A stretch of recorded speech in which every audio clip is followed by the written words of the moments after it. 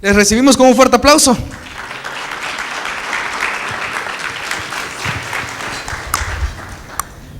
Buenas noches. Buenas noches. ¿Cómo están? Ok, una pregunta, porque creo que vamos a aprender durante las próximas 3 semanas sobre hijos en particular. Y yo no sé si usted está de acuerdo conmigo que los hijos son la más grande de las bendiciones. Y el más difícil de los problemas. ¿Sí o no? ¿Sí o no? O sea, desde el día que lo recibiste ahí en tu casita o en el hospital o donde sea que lo hayas tenido, para acá ha sido una situación compleja. Nosotros tenemos 3 hijos y antes de presentárselos quisiéramos saber más o menos cómo es la audiencia esta noche para tratar de entender. Quizás primero vamos a preguntar, ¿cuántos tienen más de un hijo? Tú estás aquí, tienes más de un hijo. Valientes. Ustedes son bien salvadoreños, ya me di cuenta, ¿verdad? Aquí somos no gustan los niños. Sí, digamos que somos prolíficos. ¿Cuántos tienen hijos que todavía no están estudiando? O sea, están chiquititos, quizás dejaste a tu bebé en la casa el día de hoy o lo estás llevando al jardín de infantes, no lo has llevado al jardín de infantes todavía, sino que anda ahí por los 2 años. ¿Cuántos tienen niños así todavía? Ok, niños pequeñitos. ¿Cuántos tienen niños en edad escolar? Entre 4 años, sí, más pudiera o menos, ser. Hasta bachillerato. Ok, ahí está la mayor parte. ¿Y cuántos tienen hijos universitarios arriba? Qué caro, ¿verdad?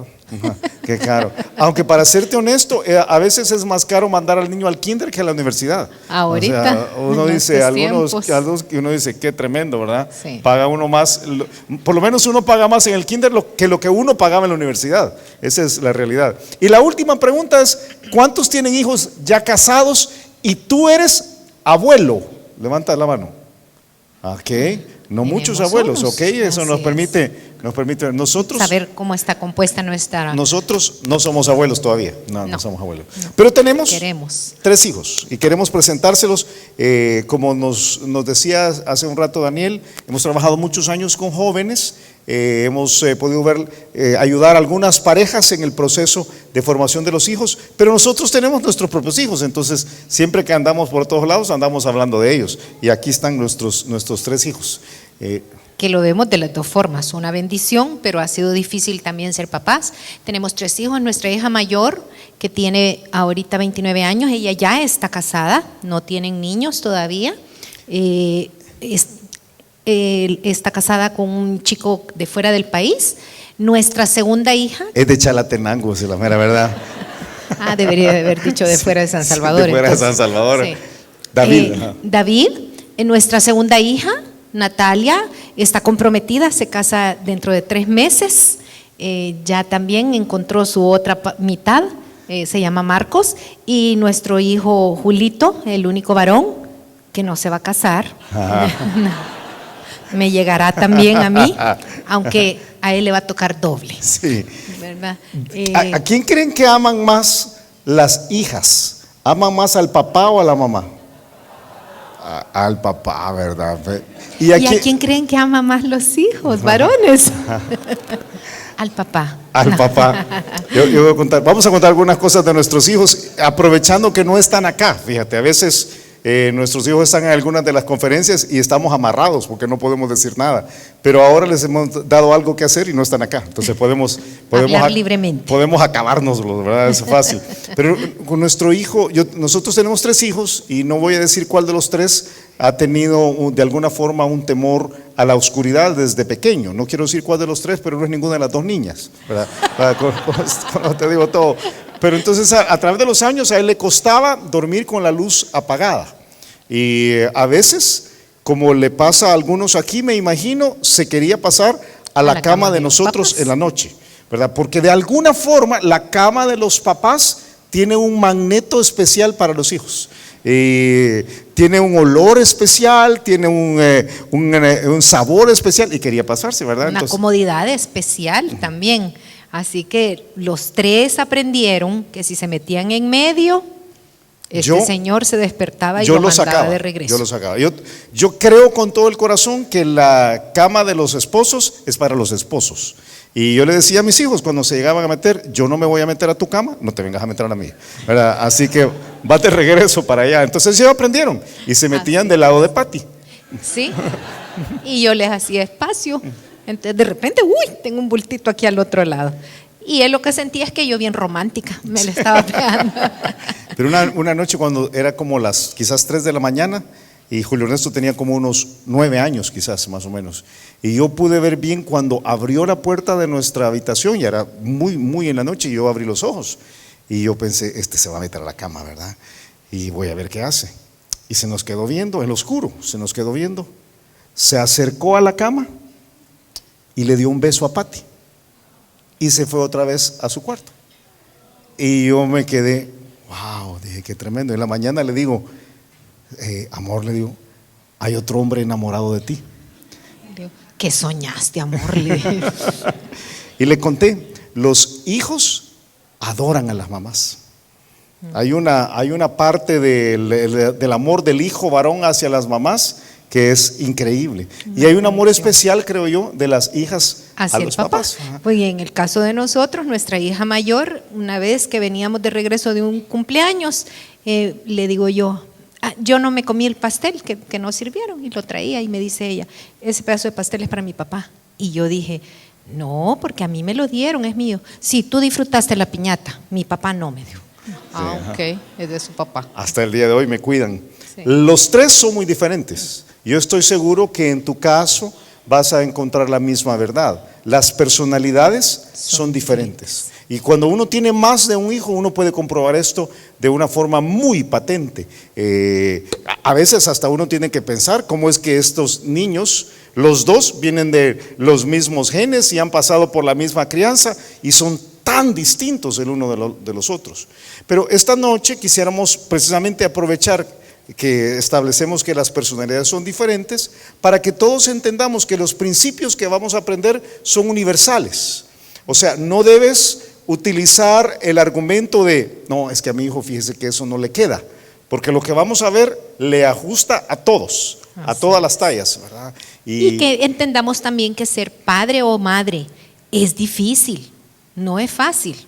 En un sentido, la misma experiencia, el mismo tiempo nos va dejando ver que cuando tienes personalidades diferentes, aunque ocupes los mismos principios, nos cuesta.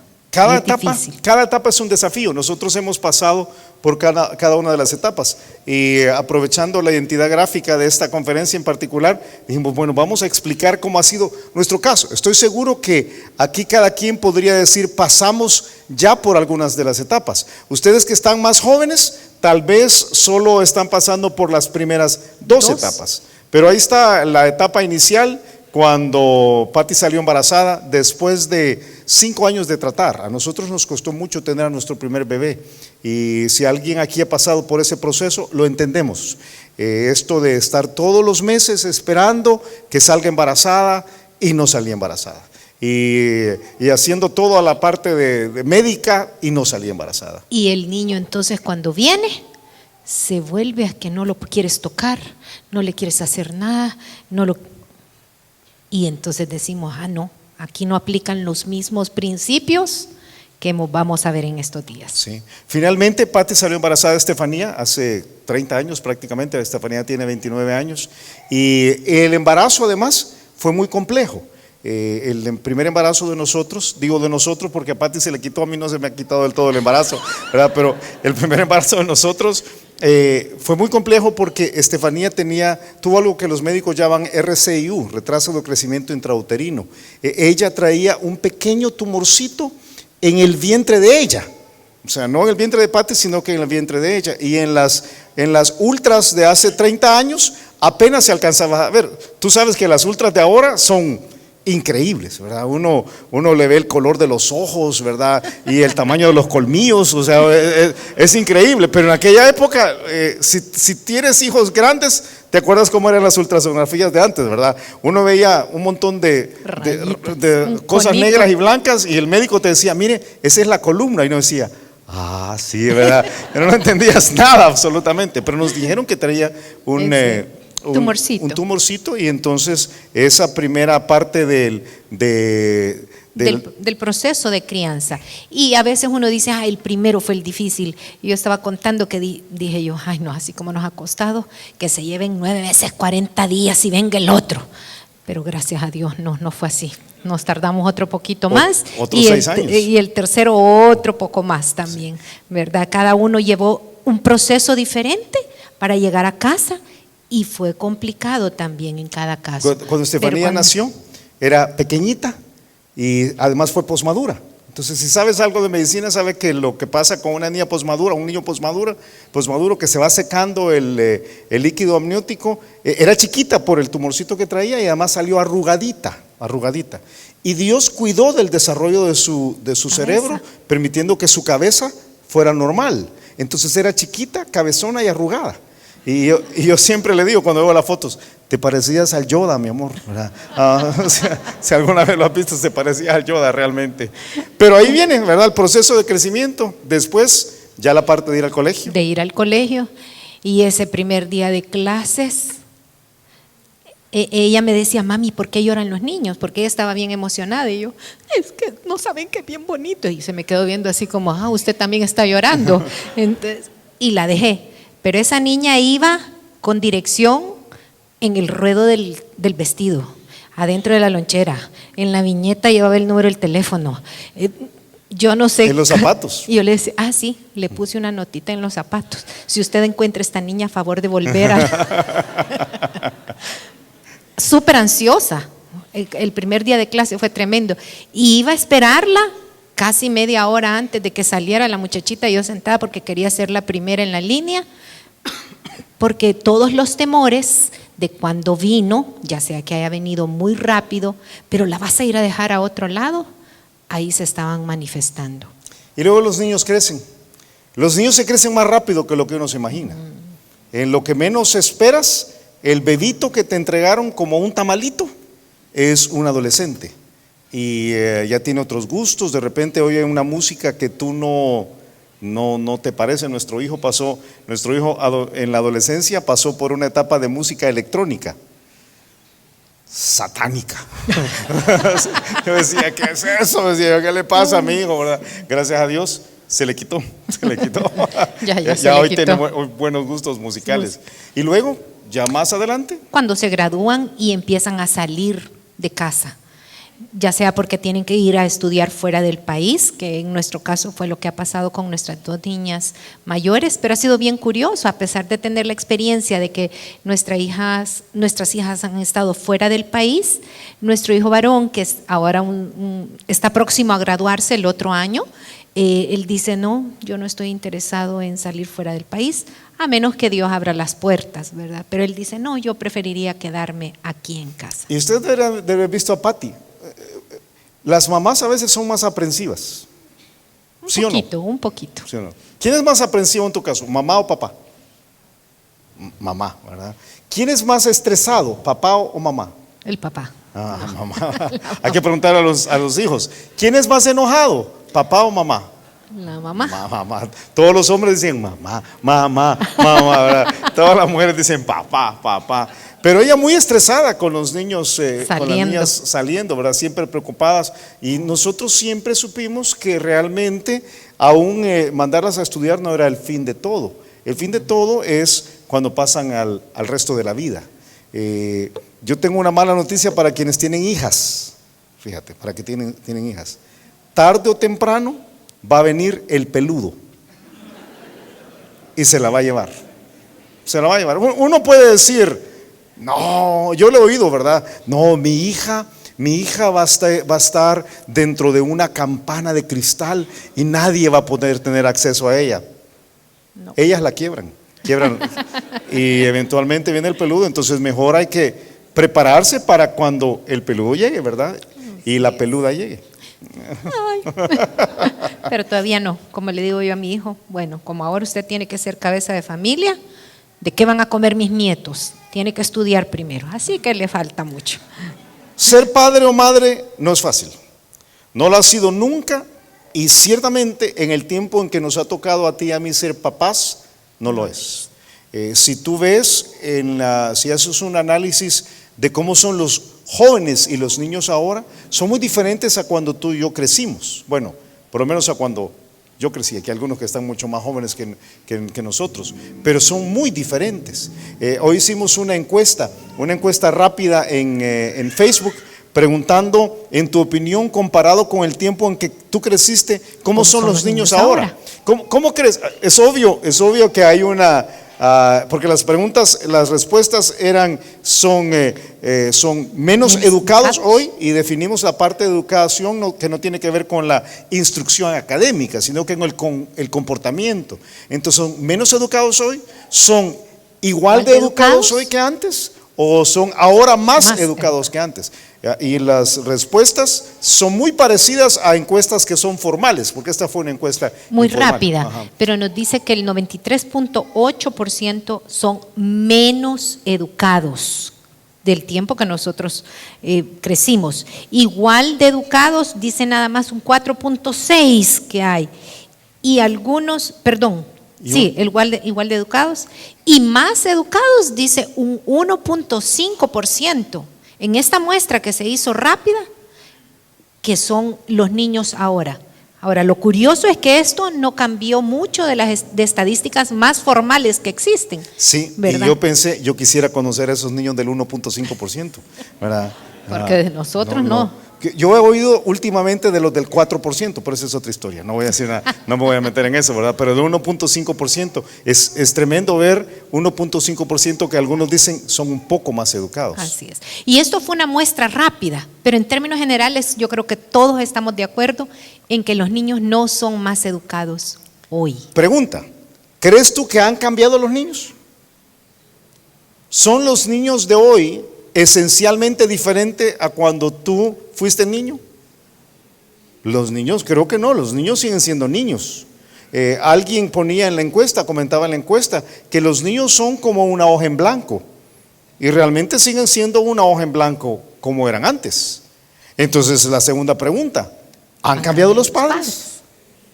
Sí, yo creo que los padres hemos cambiado, quizás. Los papás de nosotros nos criaron diferentes a como nosotros estamos criando a nuestros hijos, por una gran cantidad de factores, que quizás se responden a esos factores o se pueden ver esos factores si hacemos una tercera pregunta. Ha cambiado la sociedad. No tenemos una mejor sociedad, honestamente.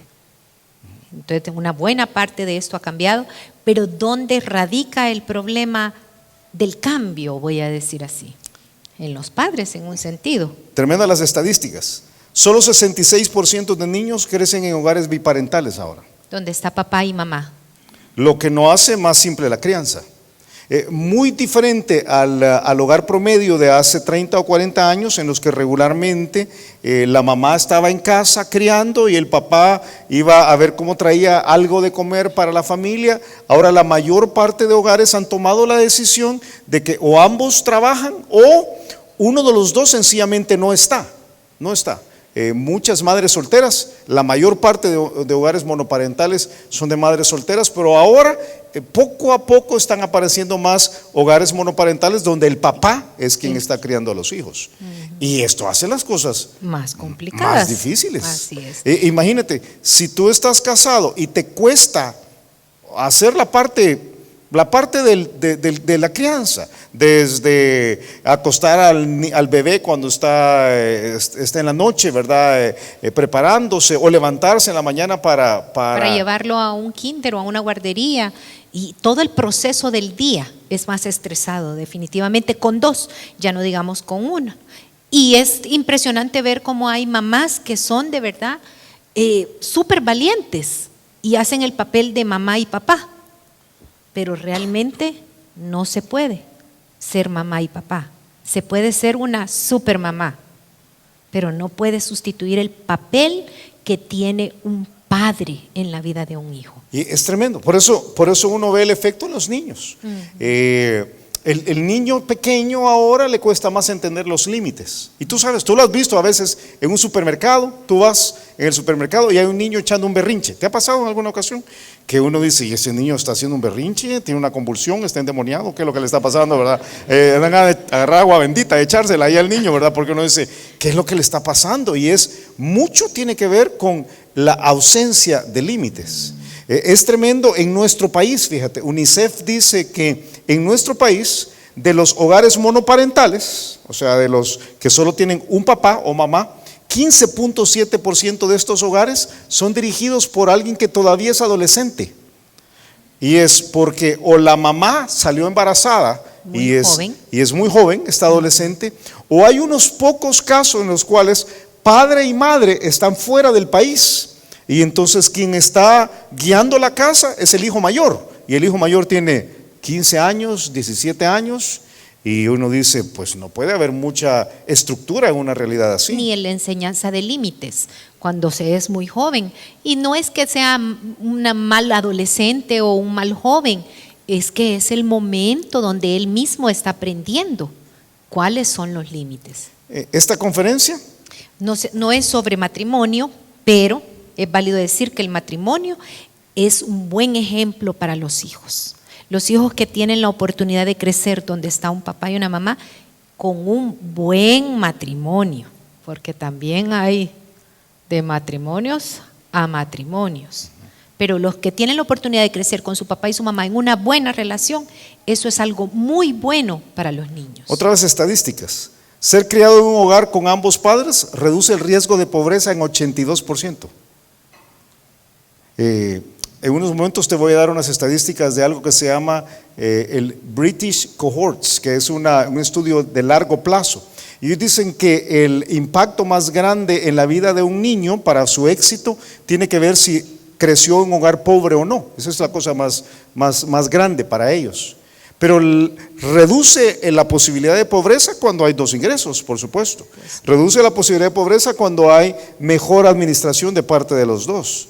Entonces, un hijo que se cría con dos, con papá y mamá, el asunto le puede ir mejor. No solamente económicamente, sino también físicamente, porque dice que entre 25 y 30% en los índices de salud de niños que viven con ambos padres es superior.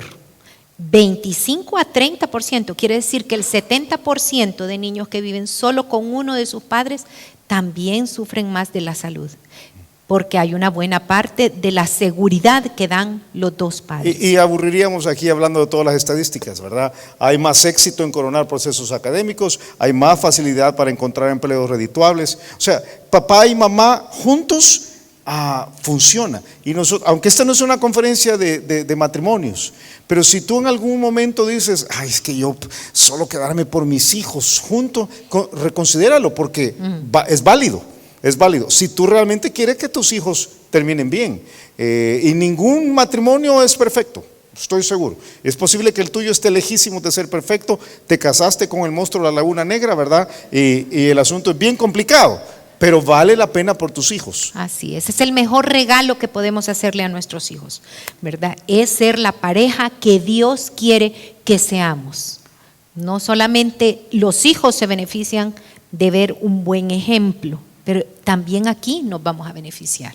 Los sociólogos dicen que hay dos estudios, hay uno que es el más conocido entre nosotros, que han rastreado el desarrollo de personas a lo largo de décadas. El más común es un estudio hecho por la Universidad de Harvard. Ellos tomaron allá por los años 20 y 30 a un grupo de estudiantes de Harvard y empezaron a rastrearlos a ellos y a sus hijos y a los hijos de sus hijos y a los hijos de sus hijos de sus hijos. Pero un problema con este estudio en algunos es que ya desde que comenzó todo tenía un sesgo. Los que originaron el estudio eran estudiantes de Harvard, entonces no son personas comunes.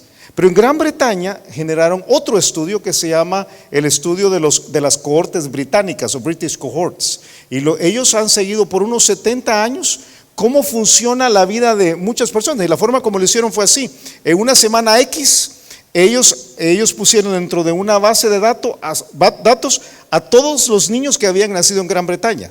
Te puedes imaginar. Y creo que comenzaron, no me acuerdo cuántos, pero creo que fueron 14 o 15 mil niños que estaban rastreando. Y entonces a lo largo de los siguientes 70 años les han rastreado a ellos y han rastreado a sus hijos y a los hijos de sus hijos. Y han llegado a un montón de conclusiones, porque ahora pueden saber quiénes tomaron cuáles decisiones, cuáles de esas decisiones fueron comunes y qué han causado esas decisiones. Es fascinante, es un estudio fascinante. Y han llegado a algunas conclusiones sobre ser papás. Muy interesantes, ¿verdad? Y han llegado por lo menos a 7 conclusiones de lo que puede determinar el éxito en nuestros hijos, y lo han podido comprobar por lo menos por 3 o 4 generaciones ya, porque son 70 años. Y la número 1 es conversar con sus hijos. El tiempo de conversación que tenemos con ellos. Ahora lamentablemente los días comienzan a las 5 de la mañana, terminan a las 10 de la noche. ¿Y cuánto hemos hablado con los hijos? A veces 0. Porque no es la conversación de apúrense, hagan, coman, no se le olvide la lonchera, mi hijo. No, es conversación. Nosotros tomamos esta como uno de los principios de crianza más grandes con nuestros 3 hijos. De hecho, hemos hecho viajes donde les hemos dicho, se quedan fuera todo tipo de tecnología, y mientras estamos en el carro nadie usa audífonos, vamos a conversar. Y cuesta hacerlo, porque a veces uno no sabe ni qué decirle a los hijos. ¿Te acuerdas cuando estabas joven? Ya no te acuerdas, ¿verdad? Eso se llama Alzheimer. Pero ¿te acuerdas cuando estabas jovencito que si tenías la bendición de tener a tus papás y almorzabas con ellos, lo que tú querías hacer era, al terminar de comer, salir corriendo a tu habitación? ¿Sí o no? Algunos papás le decían a la habitación, por lo menos mis papás le decían a nuestra habitación, la cueva. O sea, ya vas para la cueva. Y nuestros papás a nosotros nos impedían irnos a la cueva, nos obligaban a quedarnos para conversar, y hasta el día de hoy es una de las cosas preciosas poder tener una familia grande y extendida que nos gusta conversar. Fue algo que nuestros papás nos enseñaron. Pero ahora los niños no tienen que irse a la cueva. Ahora lo que se ponen es un audífono, un par de audífonos, o sus ojos se pierden en un celular y ya no los tenés. Están ahí contigo, pero la conversación es 0. Estos señores han dicho que los hijos de los hijos de los hijos que tienen éxito, estos que tienen éxito al final de todo, han tenido padres que han cultivado a sus hijos, que han quebrado eso y han logrado hacer que sus hijos conversen con ellos. Pero tienen otros, ponen metas claras para su futuro. O sea, le dice, hijo, yo quiero que tú logres algo, y ponen las metas conversadas. No es sencillamente voy a dejar que el niño crezca, ¿verdad? Como la maleza. Yo siempre digo que es muy interesante. Yo te voy a enseñar de la Biblia algunas cosas en un instante, pero la Biblia dice que los hombres nos parecemos a los árboles. Todos los hombres, dice, de alguna forma tenemos algunos rasgos de los árboles. El que tú tienes a la par en este momento es, yo no sé, un roble, ¿verdad? Una zarza, un espino, ¿verdad? Por eso tú has oído, mi mamá es una rosa, mi papá es un clavel, ¿verdad? Y yo, un botoncito. ¿verdad? ¿Te acuerdas? Pero una de las cosas es que a veces nosotros dejamos que los hijos crezcan como maleza, como chiribiscos, y crecen y no los cultivamos. Saber la meta, el fruto que queremos al final es importante. Y que ellos conozcan qué quieres tú de ellos es muy importante. Otra de las cosas que los padres que tienen hijos de éxito comprobadas es que son emocionalmente cálidos. Hay contacto físico, hay abrazos, hay besos, y quizás en algunos casos las madres en la generalidad somos más primorosas y más dadas a tener este tipo de contacto, pero especialmente en el caso de nosotros, Julio hizo el ánimo de decirles cada día, todavía el día de hoy, cada día a cada uno de nuestros hijos, te amo. Y uno diría, pero si ya saben que los amamos, no importa, hay que hacer un esfuerzo para decirse. A veces les decía, mira hijo, vení, hoy no te he dicho, ¿verdad? No, papá, no me has dicho. Hoy no te voy a decir. No, decime. Déjame pensarlo. Te amo.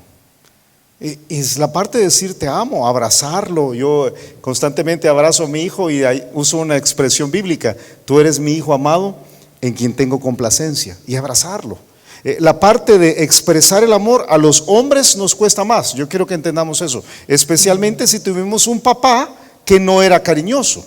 A muchos de nosotros, nuestros papás no nos enseñaron a ser cariñosos. ¿Tú te acuerdas? Algunos aquí crecieron con un papá que todo el amor que le daba, cuando tú llegabas en la mañana decías, hola papá, ¿verdad? Él te decía, ah. Y ahí tú te sentías, me habló, ¿verdad? O sea, fue como, qué bueno, qué tremendo, pero hay que decir, ¿verdad? Hay que ser emocionalmente cálidos. Les enseñan letras y números, les llevan de excursión. Ojo, porque este estudio es muy interesante al revisar todo lo que dicen. Cuando habla de les llevan de excursión, no se refiere a llevarlos al centro comercial el sábado en la tarde. O sea, estamos hablando de sacarlos de su entorno de ciudad y llevarlos a un lugar agreste para pasar un rato con la naturaleza. Esto es clave. Nosotros hemos perdido esto, en parte por la peligrosidad de nuestro país, en parte porque es caro, en parte porque nos da un poco de pereza. Y el tiempo es una excusa. Y por supuesto dice también que les leen a diario, aunque sea el periódico, léale, ¿verdad? Pero tomar ese tiempo, una vez más, lo que está creando son vínculos. Si ustedes ven, todos tienen que tener una parte donde estamos relacionándonos constantemente, buscando cómo entablar con nuestros hijos un tiempo. Y la lectura es algo buenísimo para poder hacer al final del día. Algunos son buenos en la mañanita, otros somos más nocturnos, entonces no funciona. Y uno último que dice que tienen una hora fija para dormir. Antes de decir la hora fija para dormir, en el caso de nosotros, Patti era la encargada de leerlo, porque no todo podemos hacerlo todo, ¿verdad? Entonces, Patti era quien hacía la parte de lectura a los niños toda la vida, todas las noches. La forma como terminábamos el día cuando ellos estaban pequeños es, si ustedes prestan mucha atención, en las próximas 3 semanas van a escuchar que Patti tiene voz de cuento. Como aquellos cuentos que contaban antes, ¿verdad? Entonces a nuestros hijos les fascinaba que Patti les leyera a veces la Biblia, a veces una historia, a veces un libro, a veces sencillamente les contaba algunas historias. Pero la clave era ese punto de conexión, y lo que nos pasó es que cuando llegaban como a 7, 8 años, ya no leía Patti para el niño de 7 o 8 años, le leía al siguiente, al chiquito. Pequeñito. Pero el de 7 u 8 años se quería quedar. Yo quiero quedarme aquí también. Y eso fue precioso porque se estableció la conexión. Y allí entonces era importante la hora de dormir. Que ahora que lo dices, si tenía voz de cuento, por eso se me dormían tan rápido los bichitos. Así pero me durmió, tenemos una así hora me durmió fija. a mí. Tenemos una hora fija. Una hora fija para dormirlos. Establecer eso. Yo crecí bajo ese patrón y ahora esto se ha movido mucho. En el caso cuando nosotros crecimos era cena a las 6:30, 7 de la noche, y a las 8:30 uno ya estaba en la cama. Oye, esos niños dan vueltas y vueltas y vueltas y más vueltas. Y si te dejas y pasas frente a su habitación como a las 2 de la mañana, vas a ver el celular encendido. Y uno dice, ¿qué está haciendo este niño con el celular encendido a esta hora? Hay una parte de estos estudios hace la correlación entre el rendimiento académico y la hora de acostarse. Interesante. Solo déjame decirte que si tus hijos se acuestan cuando les da la gana, su rendimiento académico inmediatamente va a decaer. Entonces, vale la pena. 7 cosas que debemos de, o que se ha comprobado que tienen éxito: conversar con los hijos, poner metas claras para su futuro, ser emocionalmente cálidos, les enseñamos letras y números, les llevamos de excursión, les leen a diario y tener una hora fija para dormir. Eso va a ayudar a nuestros hijos a tener éxito, pero hay más. Hay más. De hecho, esto que vamos a ver, y Patti va a regresar en unos instantes para ayudarme a hacer la aplicación final. Pero lo que vas a ver es que mucho de esto que se ha practicado, que ahora voy a decir, si tú analizas esa lista, probablemente dices, sí, claro, Es sentido común, ¿verdad? O sea, no hay nada ahí que uno diga, wow, yo nunca pensé que debía ser amoroso con mis hijos. A mí nadie me enseñó esto. Es mucho sentido común. Yo nunca pensé que tenía que haber disciplina en la estructura de la vida de mis hijos. Pero mucho de esto tiene que ver, la gente que lo ha hecho bien es porque está siguiendo el diseño correcto. Y yo quisiera plantearte esta noche que lo primero que necesitamos aprender si queremos desarrollar a nuestros hijos para el éxito, porque eso es lo que todos queremos, ¿verdad? Queremos que terminen bien. Yo estoy seguro que tú tienes tus sueños sobre tus hijos. Nadie aquí quiere que sus hijos terminen mal, nadie. Nadie aquí quiere que sus hijos eventualmente estén en drogas y terminen en la cárcel, que tu hija salga embarazada antes de casarse y que tenga una circunstancia compleja. Nadie quiere eso. Todos queremos el éxito. El éxito, a propósito, no tiene nada que ver con dinero. Muchas personas piensan que preparar a los hijos para el éxito es enseñarles a desarrollar una carrera para tener dinero. Pero no es así, porque tú y yo conocemos a personas que tienen mucho dinero y que son muy fracasados.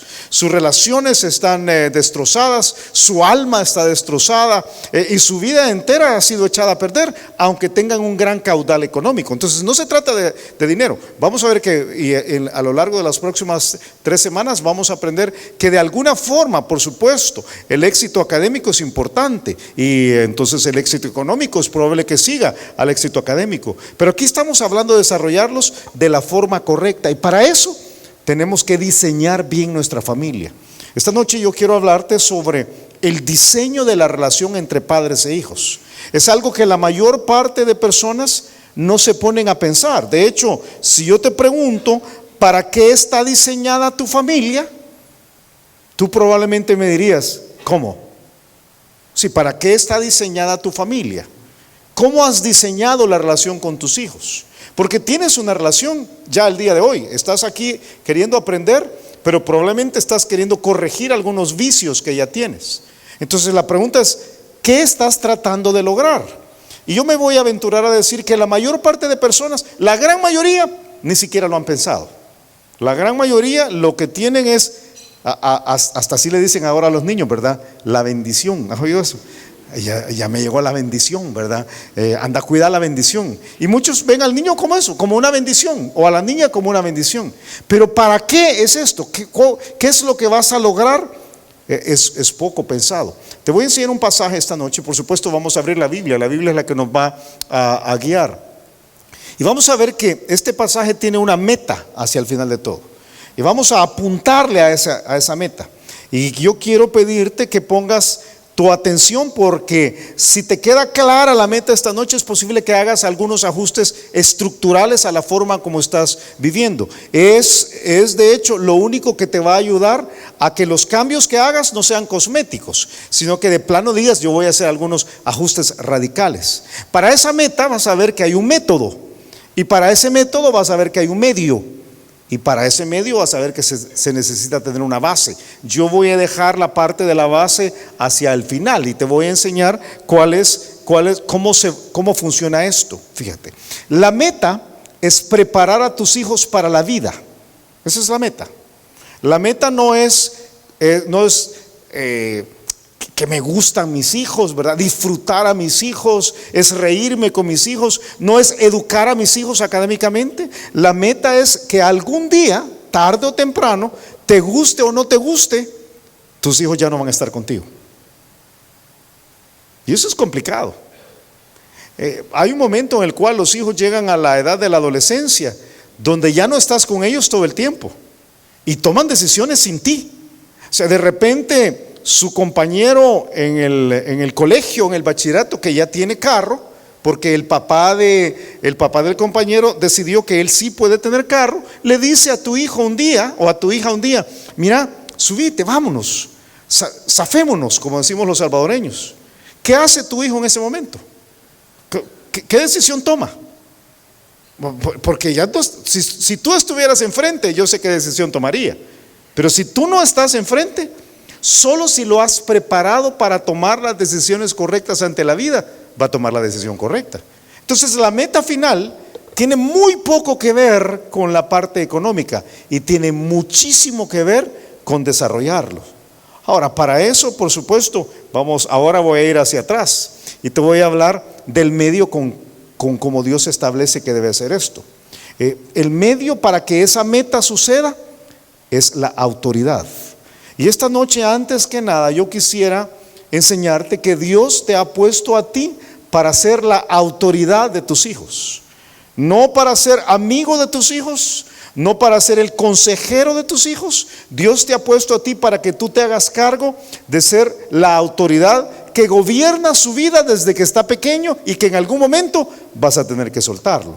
¿Dónde está esto? En Efesios capítulo 6, todo el pasaje todo lo que te voy a enseñar esta noche está sustentado en este trozo. Dice, mira la orden para los hijos. ¿Cuál es la orden? Hijos, ¿cuál es la orden? Obedeced en el Señor a vuestros padres. No obedeced al Señor a todo el mundo, obedeced al Señor a vuestros padres. ¿Por qué? Porque esto es lo correcto, dice Dios, esto es justo. Y luego dice que esta relación de autoridad, que aquí vas a ver en unos momentos, la parte de obediencia es puramente táctica, pero dice, hay una parte estratégica detrás de todo. La forma como obedeces a tu padre y a tu madre es honrándolos. Dice, honra a tu padre y a tu madre, que es el primer mandamiento con promesa, para que te vaya bien y seas de larga vida sobre la tierra. A los hijos, si tus hijos estuvieran aquí esta noche, y yo sé que no están, pero si estuvieran aquí esta noche y uno de ellos me dijera, mira Julio, ¿y yo qué es lo que tengo que hacer con mis papás? Bueno, lo que tienes que hacer con tus papás es reconocer que ellos son tu autoridad. Ellos mandan, no mandas tú. Y tienes que reconocer a esa autoridad haciendo dos cosas, según el pasaje que acabo de leer. Tienes que obedecerlos, número uno. ¿Qué es obedecer? Es cumplir la voluntad de quien manda.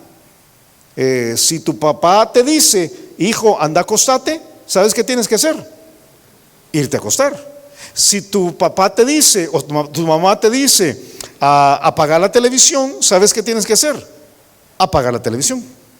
Si tu papá te dice, mañana no vamos a comer todo el día, que Dios te bendiga. Entonces realmente, ¿verdad? Pobrecito tú. Pero si tu papá te da una orden, tácticamente debes obedecer la orden.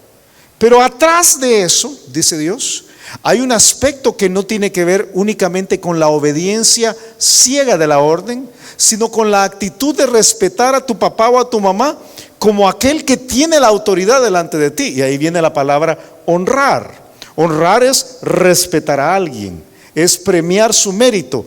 No están aquí tus hijos, lástima, pero tú sabes que la palabra honorario viene de honor. Viene de honrar. Y hay un aspecto, la Biblia enseña que los hijos, cuando los padres están adultos y no tienen cómo sostenerlos, tienen que honrarlos sosteniéndole económicamente. Pero eso no sucede si desde pequeñito tú no les enseñaste a los hijos que tú eres la autoridad. Peor, si tú abdicaste la autoridad de alguna forma, que a veces pienso eso es tremendo. Esto es una parte puramente estratégica. Dice, fíjate qué tan importante era esto. Y aquí te voy a llevar al Antiguo Testamento. Gracias a Dios que no estamos en el Antiguo Testamento. ¿Cuántos aquí fueron desobedientes alguna vez a los papás? Levanta la mano. ¿Quién de los que están aquí era la oveja negra de la casa? El malía, ¿verdad? Qué difícil. ¿Sabes qué dice Dios de una persona así? Gracias a Dios ya no estamos en el Antiguo Testamento. Fíjate, gracias a Dios. Porque dice Deuteronomio 21, dice, esto es en el Antiguo Testamento. Si alguno tuviera un hijo contumaz quiere decir obstinado. Si hay alguien aquí que cree que siempre tiene la razón, es un contumaz.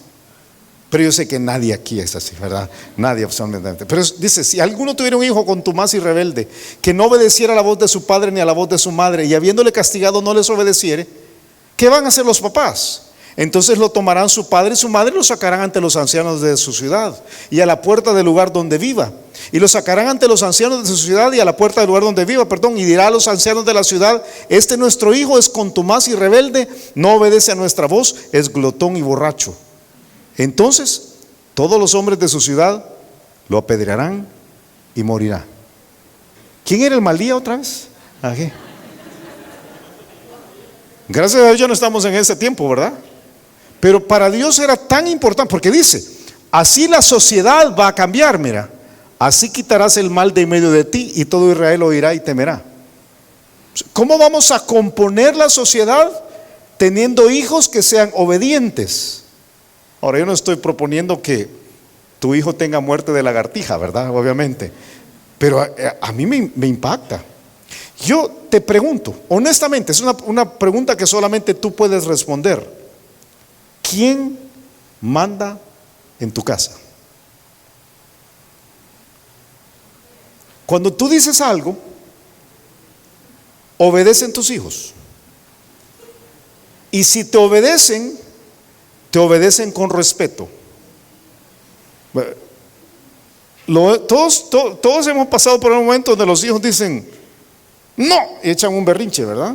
Y uno inmediatamente dice, ahí sí uno le dice, se parece a mi suegra, dice uno inmediatamente, de repente ahí de plano, ¿verdad? Hay un...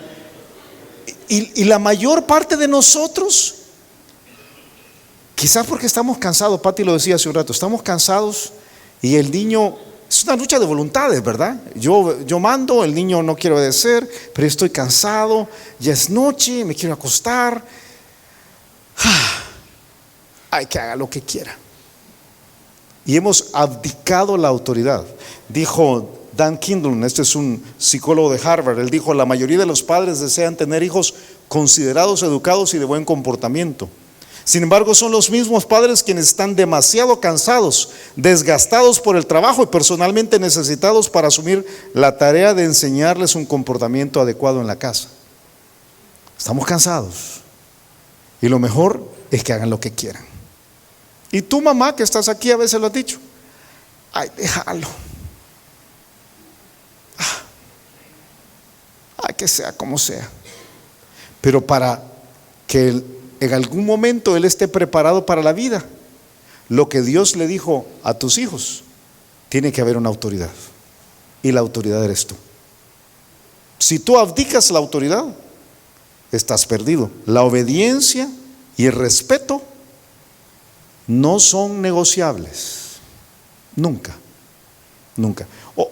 Es posible que no regreses el otro miércoles, pero si solo recuerdas esto, atesóralo en el corazón.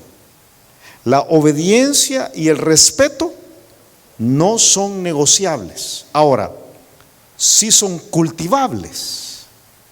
¿Cómo es que cultivamos la obediencia y el respeto? Porque los niños traen un chip de desobediencia.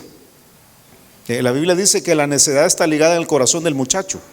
Desde que nace con la capacidad de ser egoísta y tener un berrinche.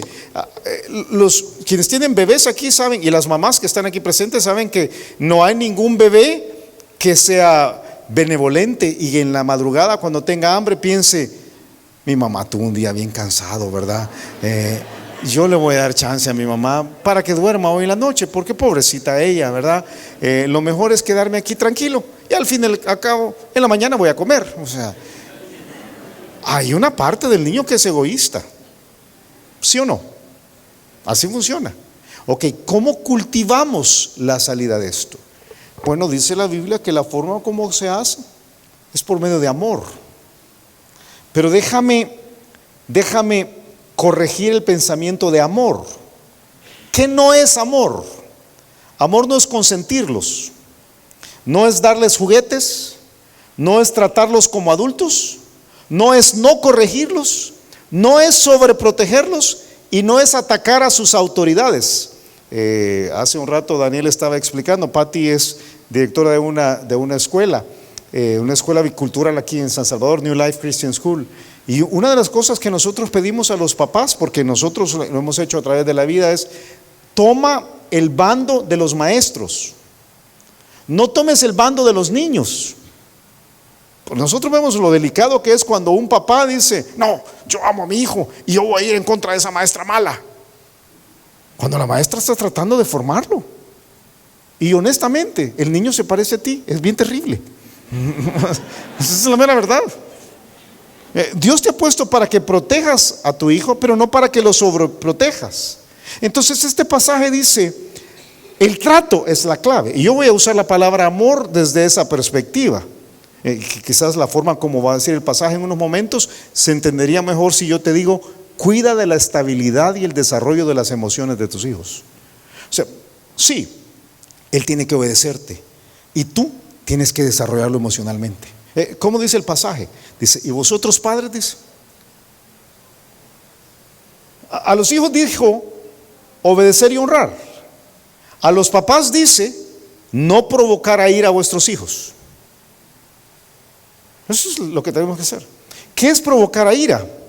Provocar a ira es causar indignación y enojo. Es irritar. Si eres un buen salvadoreño me vas a entender esta palabra. Es chunguear. Y algunos dicen, es que mi papá, ¿verdad? Ya no lo aguanto. Mi mamá. Y cuando ya tienen 14, 16 años, ya no lo aguanto. Y quizás no te lo dicen, pero lo piensan. Mi mamá está loca. Y tu esposo dice, sí, hijo, yo sé.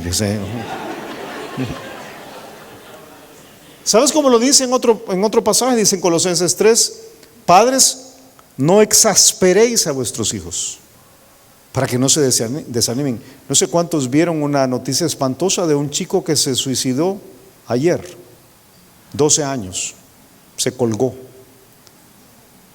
Y dice, qué cosa más terrible esa. Y cuando estaba leyendo la noticia pensé, es un niño desanimado, desalentado.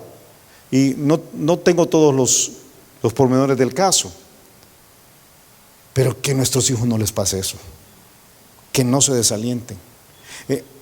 Si tú eres violento con el niño, violencia engendra violencia. No tengo el tiempo para ver el pasaje, pero si tú estudias la Biblia o conoces algo de la historia bíblica, probablemente recuerdas que Dios en Génesis capítulo 6 manda el diluvio. Y la razón por la cual manda el diluvio es porque la tierra estaba saturada de violencia. Violencia engendra violencia. Hay un montón de tipos de violencia. Hay violencia física. Ojalá que no sea tu caso, ¿verdad? Pegas a tu hijo de una forma en la cual estás descontrolado. Eso no es ser la autoridad del hijo, perdón. O algunos dicen, no, yo no le pegaría a mi hijo porque a mí me pegaron. Si usted viera cómo me pegaron, y vamos a hablar un poco de disciplina corporal en una de las conferencias. Pero entonces a mí me pegaron y mi papá, cada quien tiene su historia de horror, ¿verdad? Mi papá me pegaba con un alambre, ¿verdad? Y entonces alguien más te dice, usted no, yo me crié con mi abuelita. Mi abuelita me pegaba con un palo con clavos. Yo no sé, cada quien tiene su historia terrible, ¿verdad? Entonces tú dices, yo por eso a los míos no los toco. Pero la boca, mono inútil. Bueno, para nada. Ya te dije 1000 veces que no lo ves, sos un tarado, igualito a tu tata. Ese es el peor de las ofensas, por cierto. Y uno dice, ¿qué es esto? O violencia emocional. Yo no le grito a mis hijos,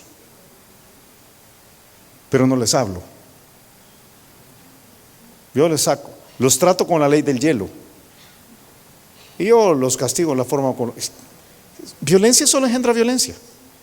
Nunca la violencia genera lo que Dios quiere que generes. La relación con tus hijos debe estar marcada por un constante buen trato. Ojalá que el día que tus hijos se vayan de casa, porque tarde o temprano se van a ir, digan, yo cuando estaba con mis papás, mi papá era estricto, mi papá era estricto, pero me amaba. Mi mamá no me dejaba pasar una, pero me cuidaba. Y ella me enseñó que yo valía. ¿Qué diferencia? Y dice Dios, solo se logra si pasas mucho tiempo con tus hijos. El libro de Deuteronomio dice que la forma como Dios espera que nosotros pasemos con los hijos es tremendo, porque esto ya no se da, es triste, ya no se da. Dice que uno tenía que tener una relación con Dios, y esa relación con Dios había que transmitir a los hijos. Se transmitía a los hijos por medio de conversaciones. Y dice, las conversaciones las repetirás a tus hijos y hablarás de ellas estando en tu casa y andando por el camino y al acostarte y cuando te levantes. Si te pones a pensar, son las 24 horas. O sea, estás en la casa o estás fuera, estás acostado o estás levantado, es tarde o es noche, estás hablando con tus hijos. Porque la forma como estaba diseñada la relación originalmente, porque la relación tenía el propósito de prepararlos para la vida, Era voy a pasar mucho tiempo con ellos y voy a transmitir lo que yo tengo. La relación de la mayor parte de los que estamos acá no está diseñada para prepararlos para la vida. ¿Sabes qué pasa con la mayor parte de nosotros? El niño nace, nos alegramos, nos volvemos locos, ¿verdad? Y ahora con el celular tomamos 300,000 fotos y entonces llega el momento en que hay que irlo a dejar al colegio. Y entonces lo vamos a dejar al colegio y nos vamos a trabajar. Y desde ese momento en adelante, la cantidad de horas que pasamos con nuestros hijos son mínimas. Y estamos tan cansados que el poco tiempo que pasamos, hasta cuando están pequeños en algunos casos, si les podemos poner Netflix ahora y que estén viendo Netflix en lo que yo estoy haciendo otra cosa, me siento tranquilo. Y hay cero relación, porque no hemos diseñado la relación para que la vida sea buena para ellos. Dice, las atarás estas palabras como una señal en tu mano y estarán como frontales entre tus ojos y las escribirás en los postes en tu casa y en por todos lados. Yo te pregunto, ¿cómo mandas en tu casa? ¿Quién manda? Fue la primera pregunta. Y la segunda pregunta es, ¿cómo mandas? Tú me dices, yo soy la autoridad, Julio. ¿Cómo lo haces? ¿Lo haces cuidando de la salud emocional de tus hijos? ¿O lo haces tratando de desembarazarte de ellos lo más posible? Porque si es así, hay que rediseñar la relación. La relación es prepararlos para la vida. La forma es tu amor, el medio es tu autoridad. Y hay una base ahí, ¿verdad? Vamos a ver la próxima semana que la clave de todo esto es criarlos. Criarlos es prepararlos para la vida. Criarlos es nutrir hasta la madurez, es instruir, educar y dirigir. Y dice, la Biblia nos va a decir que se hace por medio de disciplina y amonestación. Yo no voy a entrar en eso esta noche porque eso es toda la base de lo que vamos a estudiar las próximas semanas. Entonces yo pido a Pati que regrese. Regresa, porque vamos a tratar de contestar cómo se hace esto de poner la manera correcta, la autoridad correcta y entregar esa autoridad de la forma correcta. ¿Cómo se hace esto? ¿Cómo podemos hacer y aplicar esto? Bueno, primero con disciplina, ¿verdad? Porque la autoridad requiere constancia. Y estaba buscando yo hace un momentito qué quiere decir disciplina, y lo define el diccionario como el conjunto de reglas de comportamiento para mantener el orden y la subordinación entre los miembros de un cuerpo o una colectividad, ¿verdad? Una profesión, como le quieren. No equiparemos disciplina igual a pegarle a un niño, porque así hablamos hoy. Y le decimos, hay que darle disciplina al niño. Y eso significa, dele palo, o dele con el cincho, o como le den. La chancla. Sí, la chancla. Pero no es igual. Nosotros lo ocupamos y decimos, es una disciplina deportiva. Cuando el niño está en un proceso donde lo llevamos todos los días de la semana para que vaya y aprenda determinado deporte. Pues es exactamente lo que nuestros hijos necesitan también, ser instruidos, entrar en este conjunto, explicarle este conjunto de reglas de comportamiento de nuestra casa. Ahora una pregunta, ¿puede un padre indisciplinado disciplinar a sus hijos? Entonces, ¿quién tiene que ser el primero en disciplinarse? Uno como papá. ¿Tú y yo? Número 2. Órdenes claras. La autoridad funciona cuando hay órdenes claras. Nadie puede obedecer si las instrucciones no son claras. Y para eso a veces hay que pensar las órdenes que vamos a dar. Los papás que no dan órdenes claras, los hijos no son sabios. No son sabios. Conocemos a algunos papás que se molestan porque su hijo no les lee la mente.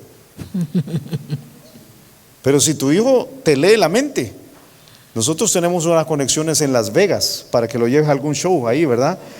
Pues nadie puede hacer esto. Número 3.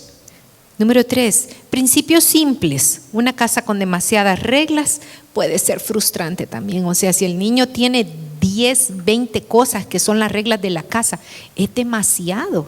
Nosotros tuvimos por mucho tiempo, cuando nuestros hijos estuvieron creciendo, 2 reglas. Una era no podía desobedecer una orden directa, o sea, si le decíamos vaya, tiene que irse a acostar, ya es hora de irse a acostar, no podía desobedecer. Y no rebeldía, o sea, no mala actitud. Vaya, pues me voy a ir a acostar, pero voy enojada. Iba gritando. Era motivo para que nosotros aplicáramos de la otra disciplina, ¿verdad? Y hay una tercera regla que usamos después de poder ver que las primeras 2 necesitaban ese complemento. Manipulación. Manipulación, no manipulación. Por manipulación también castigábamos, porque los niños son muy inteligentes, más inteligentes que uno algunas veces. Y entonces mami le decía no, se iba con buena actitud y le decía, papi, ¿puedo comerme una galleta? Que ya mamá había dicho no.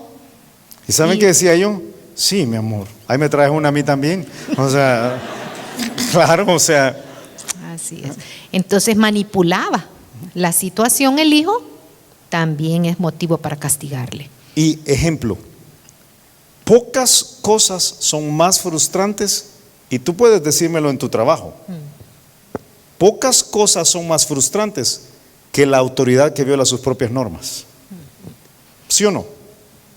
Si tú tienes un jefe que pone normas y no las cumple, es igual que un hijo que tiene un papá o una mamá que pone normas y no las cumple. Entonces, disciplina, órdenes claras, principios simples y ejemplo tiene que ver con la parte de autoridad. Pero, ¿cómo hacerlo? Pero en la parte de buen trato emocional, abrazos y besos. Queremos desafiarte a esto. Quizás tú no has sido abrazón y besuquión, y está bueno, ¿verdad? Aquí hay algunos que hasta cuando uno los ve, ¿verdad?, dan ganas de dar un paso para atrás. O sea, este señor le gusta así de lejitos, ¿verdad? Pero con los hijos no. A los hijos hay que abrazarlos y besarlos. El amor implica contacto físico. Son tus hijos y algún día no los vas a tener y vas a querer abrazarlos. Entonces, abrazos y besos. Usar nuestra boca también correctamente, cumplidos y palabras positivas en cualquier persona tienen un impacto. Imagínense cuánto más en nuestros hijos. Ellos necesitan que nosotros les hablemos con palabras agradables, ¿verdad? Que sean en la medida de lo que sea posible, porque a veces uno llega a la casa, ahí te voy a abrazar, pues, pero quítate, bicho. Entonces no nos sirve. Tiene que ser congruente, tanto es nuestra parte física como nuestra boca. Mira, como un buen jefe, procura atrapar a tus hijos haciendo algo bueno. Algunos aquí solo le hablan al hijo cuando está haciendo algo malo. Y eso está malo. Nosotros hemos tratado de hacerlo con nuestros hijos. Cualquier cosa, qué bonito, hiciste tal cosa, hija. Qué bien hiciste tal cosa, qué bien estás haciendo tal cosa. Yo recuerdo una vez, nuestra primera hija tenía 2 años quizás, y yo venía manejando, y ella venía en la parte de atrás conmigo y me dice, papá, dime mi amor. Y me dice, qué bonito manejas, papá. Y yo dije, ay, pero si tú les enseñas eso es lo que te van a decir. Si tú solo les señalas lo negativo, ¿sabes qué van a ver en ti? Lo negativo. Número 3. Tiempo e interés en cantidad y calidad, porque ahora decimos, no, yo no dispongo de mucho tiempo, entonces le voy a dar calidad al niño. Tus hijos necesitan las 2 cosas, cantidad y calidad de tiempo, porque podemos estar con ellos si estamos con el celular, nosotros también hablando, y espérame, hijito, y entonces estoy aquí, pero no estoy aquí en la relación con nuestros hijos. Ajá, hijo, ¿qué fue lo que hiciste el día de hoy? Ajá. Sí. Tiempo e interés. Las 2 cosas se necesitan. Así es. Número 4. Y estamos terminando. Disponibilidad y accesibilidad. Sobre todo si eres ocupado. Que tus hijos sepan que pueden accesar a ti en cualquier momento de la vida. Si eres jefe, fíjate, si eres jefe, dile a quienes trabajan contigo, diles esto: que no me moleste nadie, a no ser que sean mis hijos. Porque ellos, el que tengan acceso a ti es la cosa más preciosa que hay. ¿Te puedes imaginar si tú un día le dijeras, Señor, y Él te dijera, no, ahorita no tengo tiempo para ti, estoy muy ocupado. Hay un problema en Rusia. Qué terrible, ¿verdad? Y finalmente, supervisión y límites. Amar requiere límites. Podemos amar a nuestros hijos y si lo vemos al borde de un precipicio, ¿qué vamos a hacer? Le vamos a decir, no hijo, ahí no se puede ir, hasta aquí llega. O no vas a decir, ay no, pobrecito mi niño, es que él quiere conocer cómo es el principio de la gravedad. Grave va a terminar allá abajo. ¿cuál es el objetivo de la familia entonces? Prepararlos para la vida.